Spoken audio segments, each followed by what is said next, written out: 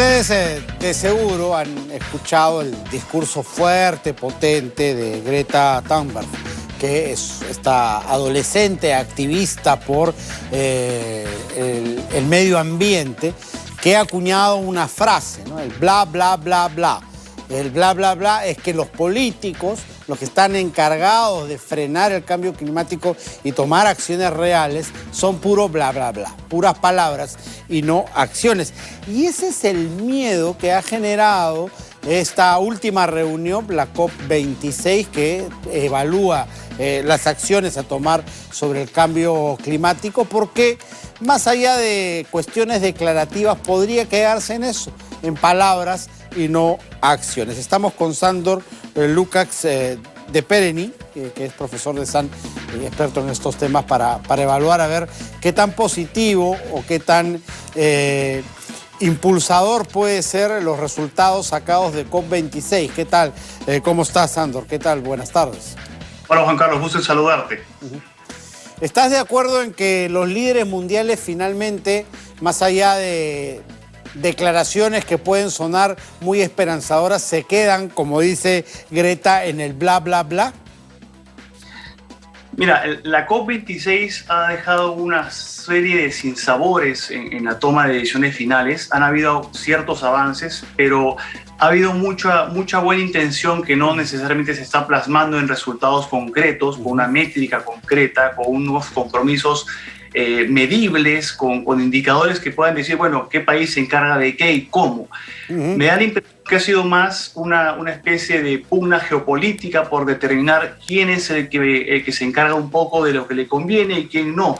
Vemos, por ejemplo, el tema de China, Australia, India, que no suscriben el tema del acuerdo del tema del uso del carbón, por ejemplo, que es algo muy contaminante, que representa cerca del 37% de las emisiones.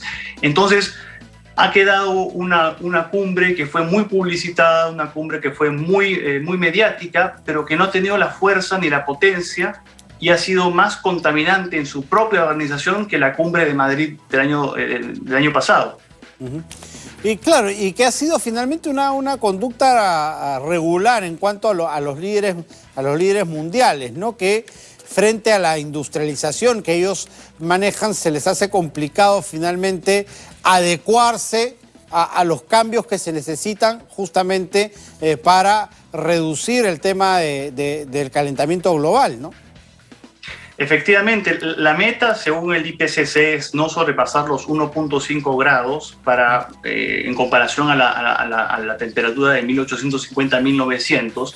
Porque de sobrepasarse esto, pues tendremos eventos catastróficos que ya la prensa y los medios de comunicación nos han presentado de una manera casi apocalíptica, que el mundo se acaba y que hay que tomar decisiones. Y en este estado emocional creo que las decisiones tienen que ser medidas con frialdad, con aspectos técnicos, más que con la parte visceral, la parte emotiva. El tema del cambio climático, el tema de la contaminación ambiental requiere una mirada absolutamente técnica, una mirada como siempre digo, con indicadores. ¿Qué se va a hacer? ¿Cómo? ¿Cuándo? Lamentablemente la hoja de ruta que nos ha dejado la COP26 ha sido un poco de mucho y nada de todo. Es decir, no ha quedado muy claro qué se va a hacer, cuándo y quién. Sin embargo, han habido ciertos avances que son importantes rescatar. Claro, finalmente el qué hacer está claro, ¿no? Parece, pero el cómo, el quién, en qué plazos, eso sí queda en la nebulosa, pues, ¿no? Finalmente nadie se compromete a nada específico. Así es. Lo que pasa, Juan Carlos, es que aquí tenemos que desmenuzar el tema de una manera más compleja de lo que generalmente lo vemos de manera superficial. Acá hay dos perspectivas de mundo. Por un lado, los países ricos que tienen a su población asegurada con educación, con nutrición, con vivienda y todas las necesidades básicas cubiertas, están mirando el cambio climático bajo esta panorámica apocalíptica, catastrófica, como algo que va a venir en el futuro, que de hecho hay un impacto en el medio ambiente, hay un impacto en los animales, en las aguas. Ven esto como algo terrible a futuro. Sin embargo, bajo la perspectiva de los países en desarrollo, el apocalipsis muchas personas lo viven día a día porque no tienen acceso a comida, no tienen acceso a agua, no tienen acceso a salud. Temas como la malaria, la tuberculosis son aspectos del día a día. Y si a esas personas tú les dices, oye, deja de consumir combustibles fósiles que son baratos o deja de sacar leña para cocinar para que tengamos un futuro mejor, claramente alguien no lo va a hacer. Entonces es un discurso muy complejo de manejar. Deja de consumir ahora para que vivamos todos, pero las condiciones del apocalipsis mucha gente lo vive hoy en día, sobre todo en países del tercer mundo. Entonces, esto no es atractivo para los países como China, como India, que quieren ver que sus economías avancen, que crezcan, justamente para permitir a sus poblaciones salir de la pobreza. Aquí hay un aspecto técnico que se llama la curva ambiental de Kuznets, en la cual se indica que hasta los $5.000 per cápita por persona, cuando este monto ya se llega a ese monto, a partir de ese monto en incremento comienza a bajar la degradación ambiental. Me explico, una persona que cocina con leña, tiene un poco más de ingresos, podrá adquirir carbón embolsado, que sigue siendo contaminante. Pero luego, con más ingresos, podrá comprarse una cocina a querosene. Y luego podrá comprarse una cocina a gas o a electricidad. Es decir, la tecnología cuesta. Entonces, migrar a eso requiere un incremento o un crecimiento económico que es justamente la pugna entre países desarrollados y países en desarrollo. ¿Y en qué ha quedado finalmente el apoyo económico que las grandes potencias tenían que dar justamente a los países en desarrollo para migrar y lograr ese avance en cuanto al freno de la contaminación ambiental? Efectivamente, el acuerdo, la voluntad, porque recordemos que la COP, ninguna COP o cumbre de las partes es vinculante, se acordó un monto alrededor de $100.000 millones. Lamentablemente ese monto no se ha cumplido porque no hay una trazabilidad ni un monitoreo de cumplimiento. Nuevamente es una especie de apuesta de buena voluntad, pero no hay detalles concretos. Y la idea es contribuir justamente, como tú bien dices, a la transición a energías limpias, a desarrollar investigación, a mitigar los impactos de desastres ambientales. Curiosamente, Juan Carlos, otra perspectiva interesante para compartir con nuestra audiencia es que en los países en desarrollo son los que menos contaminan como bloque de países en desarrollo y los que más sufren los embates de la naturaleza, mientras que los países desarrollados son los que más contaminan y los que más contaminación per cápita generan. Entonces, el apoyo económico pasa a ser un tema casi moral por parte de los países ricos. Sin embargo, ya hay propuestas como la Argentina, que ha propuesto condonar la deuda externa por cambio de financiamiento para temas climáticos, etc. Entonces, insisto, hay buenas intenciones, hay buenas ideas, pero no hay una sensación de que se ha logrado algo concreto, y esto lo dicen todos los críticos de todos los espectros políticos en general, ¿no? Esa sensación es la que queda.